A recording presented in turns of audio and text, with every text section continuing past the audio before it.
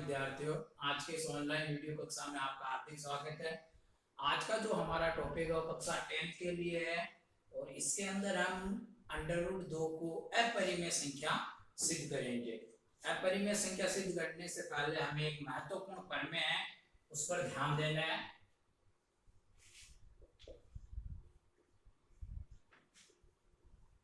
यदि P A square को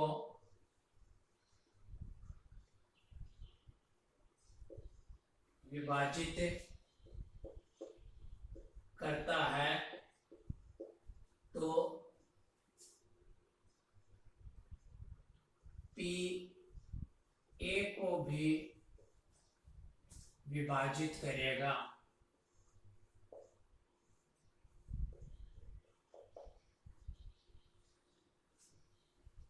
जहां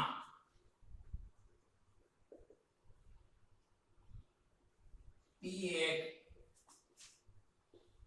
अभाज्य संख्या है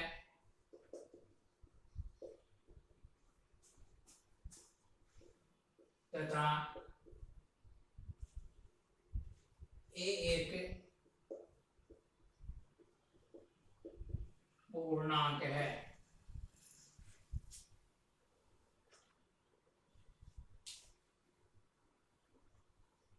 तो इस प्रमेय में पी ए स्क्वायर को विभाजित करता है तो पी ए को भी विभाजित करेगा, जहां पी एक अभाज्य संख्या है और ए एक पूर्णांक है। जैसे कि 6 का जो स्क्वायर है वो 3 से विभाजित होता है, तो इसका अर्थ यह हुआ 6 भी 3 से पूर्णतः विभाजित होगा। अब हमारी जो प्रश्न है वो है अंडर रूट 2 को अपरिमेय सिद्ध करना। अब हम सिद्ध करेंगे कि अंडर रूट 2 एक अपरिमेय संख्या है। तो इसके लिए सबसे पहले हम मानेंगे कि माना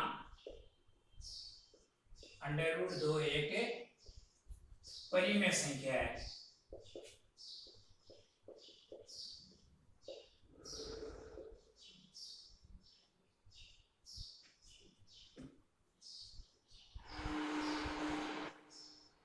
इसलिए अंडर रूट 2 को हमें परिमेय संख्या के रूप में यानी a बटा b के रूप में हमने लिख दिया है। b is not equal to 0 होगा, जहां a व b कोई सहअभाज्य पूर्णांक है।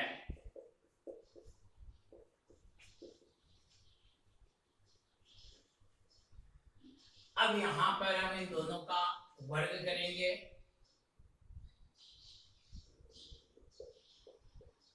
दोनों तरफ वर्ग करने पर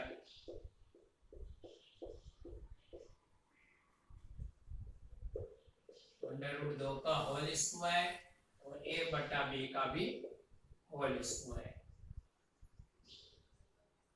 तो यहाँ ये आ गया 2 बराबर a स्क्वायर बटा b स्क्वायर।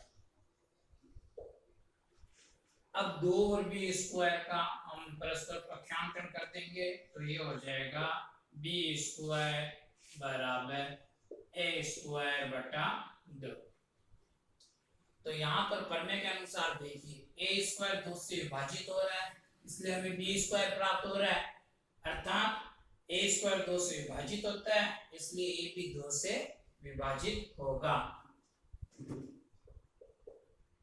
यहाँ a स्क्वायर 2 से विभाजित हो रहा है, इसलिए a भी 2 से विभाजित होगा। अब यहां पर हम मानेंगे, इसको समीकरण नंबर नाम 1 दे देते हैं। माना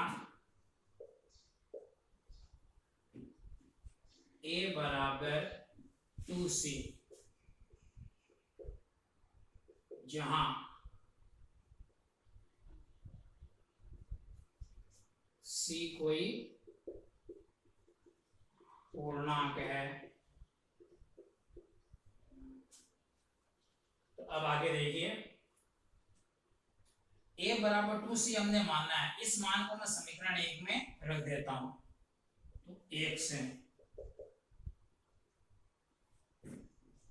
b स्क्वायर बराबर a की जगह मान मुझे रखना है 2c होल स्क्वायर बटा 2, इसको मैं आगे सोल्व करता हूँ। तो 4c स्क्वायर बटा 2, 2 का भाग 4 में 2 बार, तो ये हो गया है 2c स्क्वायर। इधर से जो ये 2 है, मैं इधर b स्क्वायर की तरफ पक्षांतरण कर देता हूँ। तो ये हो गया है b स्क्वायर बटा 2 बराबर c स्क्वायर। तो यहाँ पर ये बन गया है समीकरण नंबर 2। तो यहाँ पर भी हम देख सकते हैं b स्क्वायर 2 से विभाजित हो रहा है, इसलिए b भी 2 से विभाजित होगा। यहाँ b स्क्वायर 2 से विभाजित हो रहा है, इसलिए b भी 2 से विभाजित होगा। तो हमारे पास में दो परिणाम प्राप्त हुए कि a भी 2 से विभाजित होगा और b भी 2 से विभाजित होगा। तो दोनों परिणामों से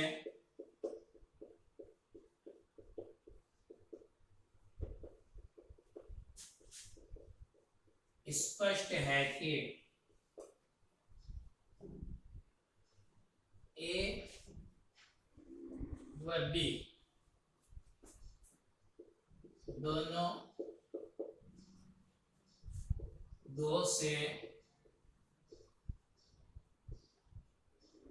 विभाजित है,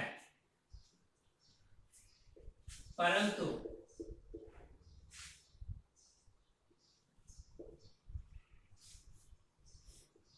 a व b दोनों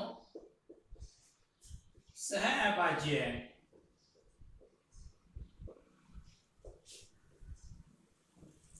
परंतु a व b दोनों सहअभाज्य है। अतः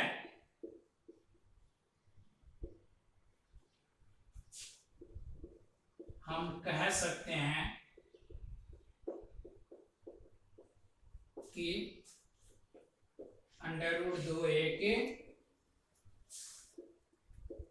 अपरिमेय संख्या है।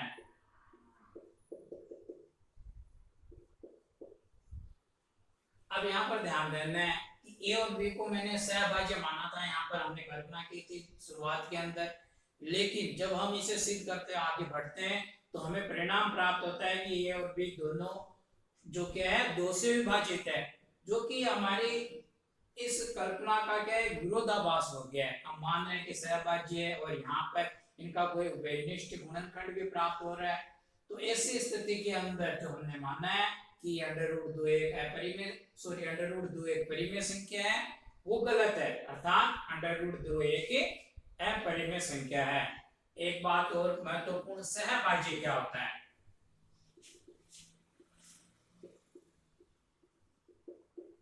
सहअभाज्य संख्याओं के लिए मैं कुछ उदाहरण देकर समझा रहा हूं। जैसे 9/25, ये दोनों सहअभाज्य संख्याएं हैं।